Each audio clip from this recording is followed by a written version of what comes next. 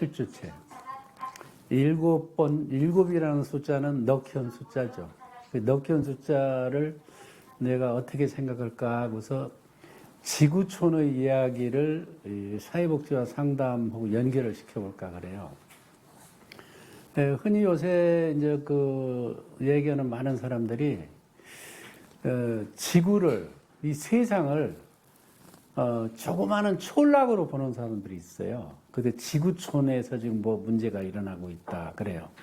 그 지구촌은 이제 우리가 보면은 우리가 살고 있는 지구 위에서 사람들이 살아가는 얘기가 지구촌의 이야기다. 그래서 우리가 스마트폰으로 매일 아침 저녁에 지구촌에서 벌어진 귀중한 이야기를 우리가 알게 돼요. 그 지구촌의 이야기를 시작하는데, 지구촌이 그렇게 촌으로 생각하면 되는데, 나하고 생각해 보면 그게 보이지 않는 공간이 너무 넓고 광활하다 하는 그런 걸 알고 있어요. 그래서 요새 최근에 세계 지도자들이 지구촌을 어떻게 볼까, 그런 것을 생각해 볼 수가 있어요. 21세기에 접어들면서 세계 지도자들이 굉장히 21세기는 아주 찬란하고 희망적이고 그런 걸로 생각을 했는데, 지금 벌써 21세기가 상당히 흘러가고 있어요. 20년이 흘러가고 있는데, 불과 4, 5년 전의 얘기를 보면은 지구촌의 지도자들이 세계의 평화 얘기를 했어요. 그래서 보면은 우리나라의 그 북쪽에 있는 김정은이도 아주 자기는 핵을 안 쓰고 세계 평화를 해서 봉사하겠다. 그 다음에 우리 문재인 대통령도 거기에 화답을 하면서 분위기가 좋았죠. 그 다음에 중국의 시진핑, 그리고 미국의 이상한 대통령 한 사람 있었어요. 아주 배짱 있게 얘기하던. 그리고 불란서, 그 다음에 독일, 영국, 이런 지도자들이, 일본의 수상들 다 좋은 얘기를 했는데, 최근에 지구촌 지도자들이 보면은 정말로 지구촌에서 벌어지고 있는 것을 평화를 역설하는 사람들이 별로 없어요. 그게 뭐냐면 러시아 전쟁의 대표적인, 러시아 지난번 대통령 러시아는 지구촌에서 자기가 전쟁을 하지 않는 걸로 얘기했는데, 요새 보면 자기가 1등으로 전쟁을 일으키고, 그렇게 하고 전쟁이 지금 연말까지 갈 건지 매듭을 질 건지 요새 고민하고 있어요. 그래서 이제 미국 대통령도 그 러시아 푸틴하고 요새 물밑 접촉을 하는 것 같아요. 이것은 무슨 얘기냐면은 지구촌에서 3차 대전은 일어나서는 안 된다, 그런 공감대를 생각하고 있고, 우리나라 윤석열 대통령도 그 문제만큼은 굉장히 고민할 거로 생각이 들어요. 그래서 이건 무슨 얘기냐면, 모든 지구촌에 있는 사람들이 전쟁을 일어나는 것보다는 전쟁을 안 일어나고 평화롭게 가는데, 그 책임은 세계의 지도자들이 어떻게 행동을 하느냐 하는 거예요. 지도자는 자기 행동을 아낌없이, 후회 없는 지도자, 후회 없이 해야 돼요. 자기가 하는 행동을 후회하면 안 되죠. 러시아 대통령 요새 보니까 전쟁을 일으키고서 후회를 하는 것 같아요. 그러면 후회하면은 그 사람은 조금 가능성이 있는 사람이에요. 후회하면은, 전쟁을 아름답게 끝나고 세계 지도자들하고 평화를 다시 얘기하고 싶다 하는 그런 속셈이 있어요. 그 러시아에서 침공을 당하고 있는 어디죠? 거기? 우크라이나 대통령은 늘 떳떳해요, 보면은. 뭐 이렇게 그냥 허술한 옷 입고 나와서 자신감이 있고, 그리고 세계 우방 국가들한테 도움을 요청하고, 그게 무슨 이야기냐면 부끄러움이 없는 거예요. 그분은 부끄러움이 없으니까 국민들한테 떳떳하고 세계 모든 사람들한테 평화를 좀 우리에게 줬으면 좋겠습니다, 그런 메시지를 통하는 거 보고, 우리는 전쟁을 두려워하면서도 또 어떤 면에서는 전쟁을 즐기기도 하고, 또 어떤 면에서는 전쟁은 있어서는 안 된다. 근데 21세기는 지구촌에서 전쟁이 일어나면 안 된다, 그런 가정을 놓고 생각해 보겠어요. 두 번째는 지구촌의 지도자들 얘기인데, 두 번째는 우리나라를 놓고 생각해 볼 필요가 있어요. 국가의 지도자는 첫 번째가 안정이에요. 국민들이 편안하게 호흡하고 생활을 하고 물가가 안정돼 있고 그런 걸 원하는데 그런 안정돼 있지 않으면은 국민들이 불안하면 그 지도자는 뭔가 문제가 있다 이렇게 보는 거예요. 그래서 국민들로부터 좋은 지지를 받아야 된다. 그래서 이제 보면은 남북 관계도 이렇게 나쁘게 가는 것보다는 조금 좋은 관계로 가면서 그래도 우리가 같은 민족이니까 좀 서로 양보하고 그리고 좀 대화하고 또 뭐 물자가 좀 부족하면 나눠 쓰고 그런 거를 대통령도 그렇게 원하고 그런데 이북에서는 그런 걸 실제는 원하면서 겉으로는 원하지 않는다 뭐 이렇게 표현을 해요. 그러니까 거짓말을 하는 거죠. 그래서 진실이 통하다 보면은 우리 대한민국은 복지국가를 지향하는 국가니까 모든 국민이 편안한 삶을 살아가기를 원하고 그리고 안정적인 삶을 살아가기를 원한다. 그래서 국가 지도자는 두 가지 요소예요. 한 가지는 모든 국민들이 심리적으로 안정된 생활을 하고 있고 복지의 혜택을 다 골고루 받는 그런 복지국가가 됐으면 좋겠다. 그렇게 생각하면은 지금 21세기 지도자들은 자기 국가만 살기를 원하는 대통령은 좀 부족한 대통령이고 모든 국가들이 공존하면서 함께 잘 살기를 원하는 대통령은 훌륭한 대통령이다. 그런 대통령이 많은 지구촌은 좋은 지도자들이 많이 있기 때문에 우리가 미래는 행복한 사회로 갈 것이다. 그런 생각을 하게 돼요. 세 번째는 지역사회예요. 세계의 큰 틀이 하나 있고 두 번째는 국가의 틀이 하나 있고 세 번째는 지도자의 얘기예요. 지역의 얘기인데 다음 주에 공개 강좌를 하는데 지역사회 중심의 사회복지와 평생교육과 보건의료가 어떻게 통합적으로 운영되느냐 그런 얘기를 지금 제가 하기 위해서 오늘 예비 강좌를 이제 하게 있는데 지역사회는 어떤 특성이 있냐면은 정서적으로 안정되기를 원해요. 지역사회 사람들은. 옛날에 우리 마을이라든지 촌락에 저거 되면 안녕히 주무셨습니까? 이렇게 인사하잖아요.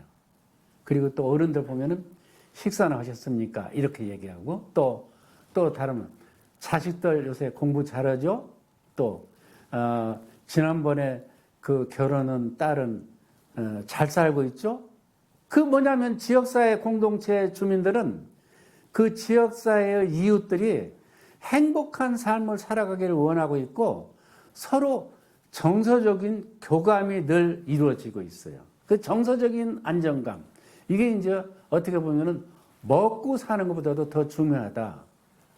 때거리가 없어도 우리 선조들은 서로 인사를 할 적에 식사했느냐, 또 집에 무슨 일이 없느냐, 그 다음에 아버님, 어머님은 건강은 어떠냐, 자식 공부 잘하느냐, 그리고 출가한 딸이 잘 살고 있느냐.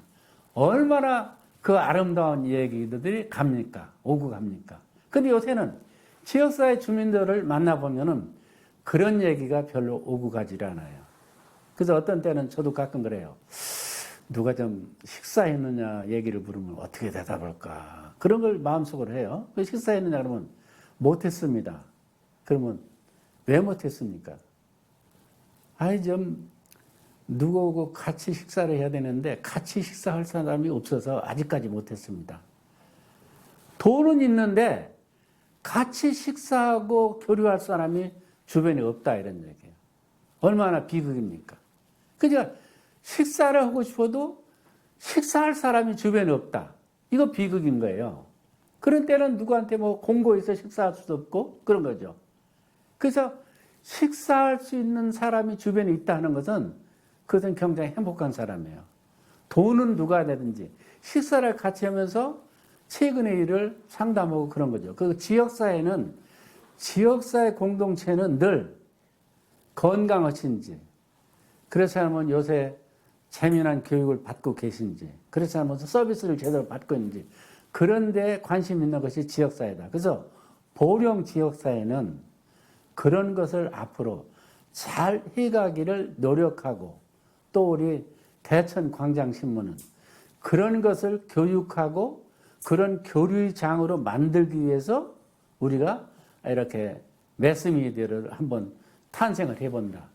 제 꿈이 있다 그러면은,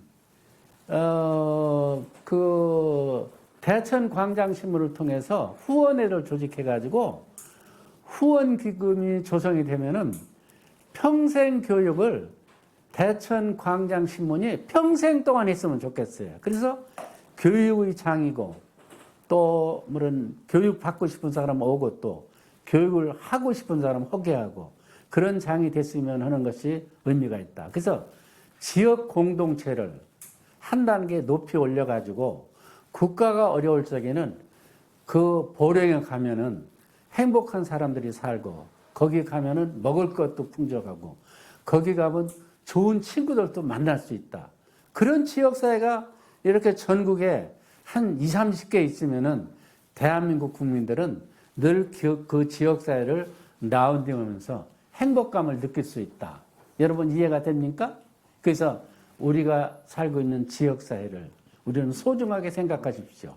지금 제가 보령을 상대로 해서 알겠지만은 지금 유튜브 방송을 듣는 사람들은 서울에도 제자가 있고 어제 제 정읍에 가서 강의를 했는데 정읍에서도 오늘 비슷한 얘기를 했어요. 비슷한 얘기인데 정읍 사람들 행복하십니까? 그런 얘기를 물어봤어요. 그랬더니 정읍 사람들은 정서적인 교류가 비교적 잘 되고 있고 점심 먹을 적에 학생들하고 10명이 가서 같이 먹는데 그 식사하면서 굉장히 어떤 그 의미 있는 대화를 오고 가는 걸 보고 역시 좀 이렇게 좋은 도시가 있구나 그런 생각을 했어요. 그래서 여러분이 살고 있는 지역사회에 지금 이웃들이 행복하게 살고 있는지를 한번 생각해 보십시오. 그래서 이웃에 밥을 못 먹는 사람이 있으면은 여러분이 1개월에 한 번 정도 그분하고 식사를 나누면서 요새 고민하는 것이 뭔지를 알아보고 그리고 그 사람이 어떤 고민인지를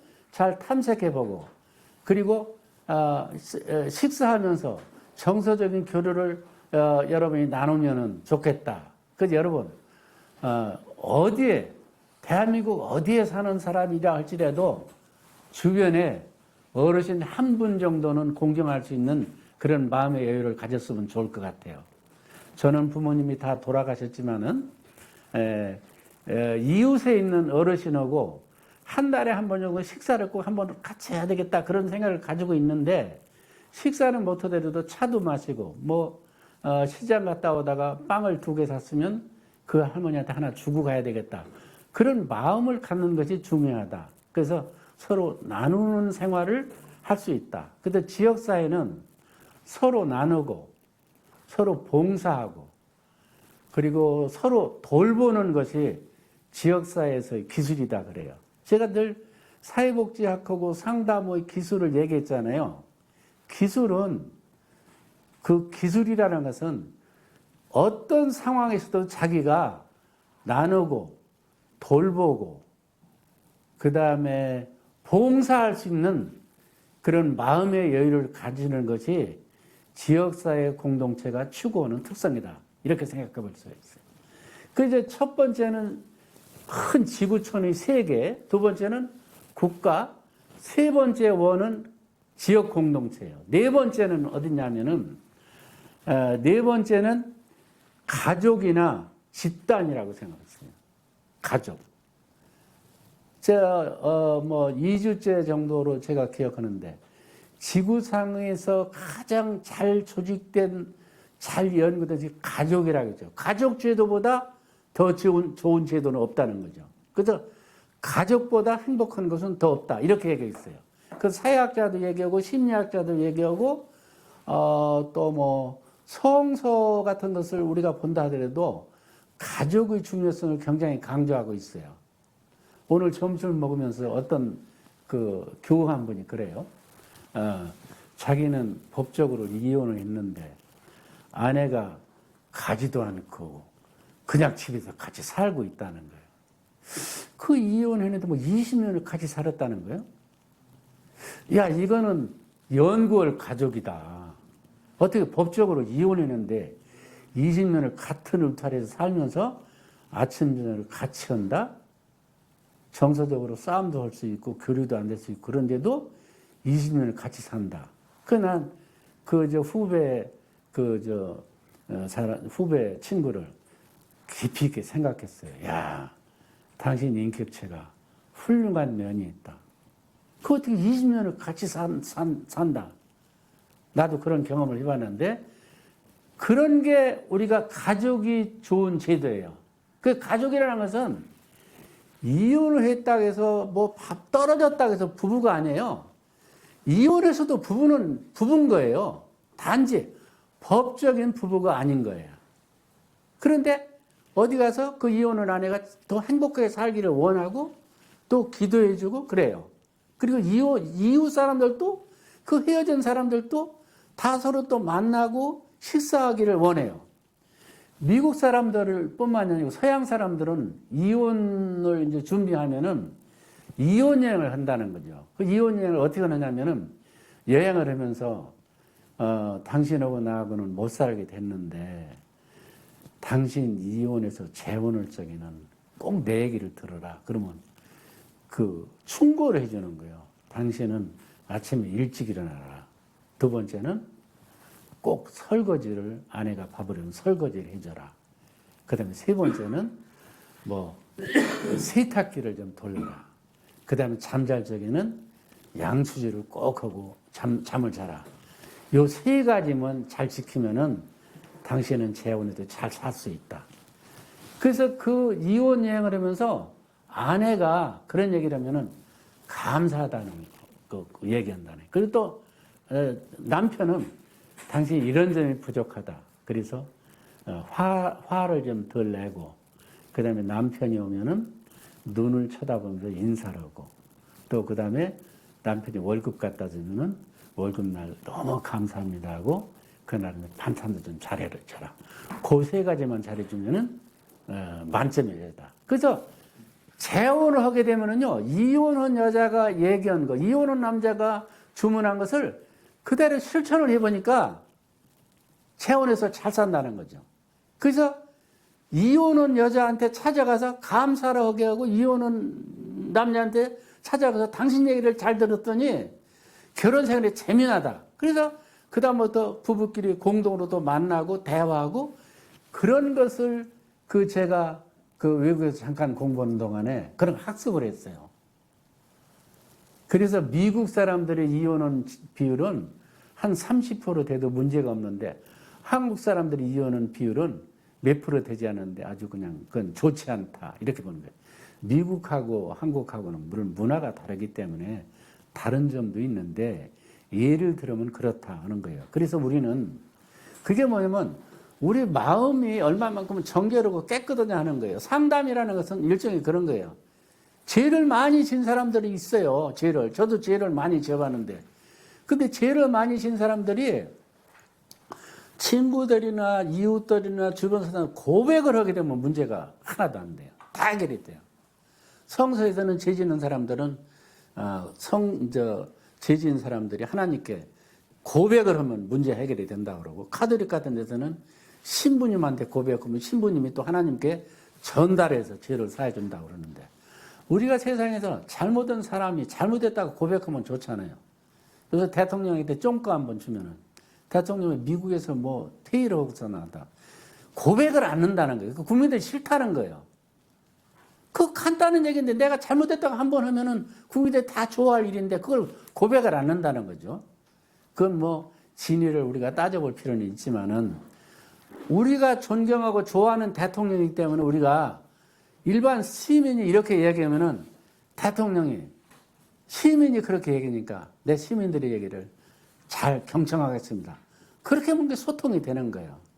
그래서 여러분이 갈등이 있고 속이 상하고 있고 그런 일이 속에 고백을 하면 된다. 근데 고백을 할 수 있는 장이 가장 좋은 장이 가족이라는 거예요. 가족들한테는 못할 얘기가 없다는 거죠. 그게 오늘 여러분 집에 가셔가지고 자기가 잘못한 일이 있으면 가족들은 다 식사하면서 제가 오늘 이런 생각했는데 잘못했습니다. 남편한테 얘기하고 남편은 아내한테 얘기하고 자식들은 또 어머니한테 얘기하고 그러면 저녁 식탁이 아름답고 그리고 서로 고백하는 그런 가족 식탁이 있으면은 그 사람들은 행복한 사람들. 그래서 가족은 치유할 수 있는 마지막 장소가 가족이라는 거예요. 우리가 심리적으로 어려움이 있으면 가족들한테 털어놓으면 좋다. 물론 하나님한테 털어놓으면 그건 최고 좋은 거고, 그 하나님을 믿지 않는 사람들은 가족한테 털어놓으면 치유가 된다는 거죠. 그래서 가족은 마지막의 행복의 장소인데 그 가족을 저버리면 어렵다. 그래서 여러분, 가족은 참 귀중한 것이다. 그래서 가족이 없는 사람은 대신 형제라든지 또 그렇지 않으면 친구라든지 그렇지 않으면 선배님한테 가서 가족처럼 느끼고 대화하면 좋아요. 우리 목사님 가끔 가다 보면 뭐 후배 집에 가보니까 식사도 나누고 뭐 그때는 대화하는 건 격의가 없어요. 뭐 이 자식아 저 자식이야 그렇게도 얘기하고 어떤 때 보면 이상하다. 그런데 그런 분위기가 치유하는 분위기다. 그래서 가족이라는 어떤 때 분위기가 그 부드럽고 터놓고 얘기하는 것은 그 치유가 되는 거예요. 그래서 우리는 그 가족인 역동성이 있어요. 가족은 늘 이렇게 보면 고무풍선처럼 말랑말랑하고 터질 것 같으면서 터지지 않고, 그리고 가족들이 얘기하면은 좀 화가 났다가도 풀어지고, 그런 게 가족이 주는 좋은 이미지다. 그래서 이 세상에서 만들어진 가장 좋은 제도가 가족인데, 가족하고 대화를 하고, 그래서 가족들은 언제든지 눈을 쳐다보고 대화하는 게 좋아요. 눈을 쳐다보고. 우리가 예를 들어서 밖에서 어떤 모르는 여자하고 눈을 쳐다보고 대화한다면 그것은 그 여자를 유혹하는 눈초리인데, 가족들한테 얘기할 적에는 자식하고 대화할 적에도 남편하고 대화할 적에도 눈을 쳐다보고 대화하면 좋겠다. 근데 오늘 지금 시각장애인 한 분 있는데, 시각장애인은 눈이 이제 불가능하기 때문에 쳐다보지를 못해요. 근데 시각장애인들은 내가 오랫동안 이렇게 교류해 보면은 쳐다보는지 안 쳐다보는지 그걸 알아요. 그 시각장애인의 대화할 적에는요, 더 열심히 쳐다보고 대화하시면은 그걸 시각장애인들 알아요. 그래서 저분이 지금 나를 잘 쳐다보고 있구나 그런 거예요. 세 번째 얘기입니다. 지구촌에 이제 여러 나라 200개 국가가 있는 그 국가 지도자가 있고, 그리고 이제 세계 평화를 주장하는 사람들이요. 그 다음에 자기 국가 이익을 위해서는 대통령이 있고, 군주가 있고, 그 다음에 지역사회 촌장이 있어요. 그 다음에 또 가족이 있어요. 그 밑에 작은 공동체가 있는데 그것은 자기 자신이에요. 자기 자신에게 늘 자기 전에 자기를 고백을 해요. 나는 부족합니다. 나는 외롭습니다. 나는 하나님의 음성을 듣고 싶습니다. 자기 자신에게 고백을 해요. 그리고 저는 지금 저 잠을 못 자고 있습니다. 괴롭습니다. 그러면 정화가 되면서 자신감이 생긴다는 거예요. 그래서 자기 자신을 자기에게 고백을 해라. 그리고 나는 그 다음에는 나는 훌륭합니다. 나는 내일 할 일이 많이 있습니다.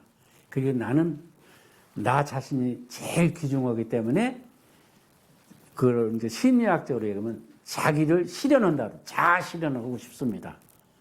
그래서 나는 오늘 또 행복한 시간을 보냅니다. 그건 뭐냐면 절정감에 이른다 그러는데, 잠을 자더라도 가장 깊은 숙면을 하고 싶다. 그 다음에 우리 남편하고 오늘 저 함께 하면은 마지막 밤이다 생각하고 행복한 시간을 갖고 싶다. 그런 거예요. 그래서 우리는 절정감인데, 여러분 독서를 하든지 누구 친구하고 대화하든지 그렇다면 아내하고 사랑을 나눈다든지 할 적에 이게 어떻게 이런 순간이 오는가? 그렇게 느끼는 게 절정감이에요, 인생에서. 그리고 하나님한테 기도를 해보면은 하나님이 내 마음속에 와 있는 것처럼 느낄 때가 있어요. 그게 절정감이에요. 그 절정감을 느끼면은 우리는 피곤하지도 않고 좌절하지도 않고 두렵지도 않고, 세상은 나를 맞춰서 지구가 돌아가고 있다. 그래서 지구촌은 내 마음속에 있다 하는 거예요. 평화도 내 마음속에 있고 러시아에서 전쟁이 일어나도 내 마음속에 편하면은 우리는 두렵지 않다. 그래서 오늘 여러분은 자기를 자기답게 살자. 나답게 살자. 거짓말하지 않고 자기를 가장 귀중한 존재로 살자. 그러면은 우리는 행복할 것이다. 오늘 이렇게 얘기하고 다음 주 토요일은 대천 광장신문 종합 강의실에서 다음 주 토요일 날 2시에 있으니까 10월 달 마지막 토요일은요 다 바빠요. 그런데 바쁜 일을 제껴놓고 오시는 분이 행복한 사람이에요. 다음 주 2시에 대천 광장신문 종합 강의실에서 만납시다. 오늘 감사합니다.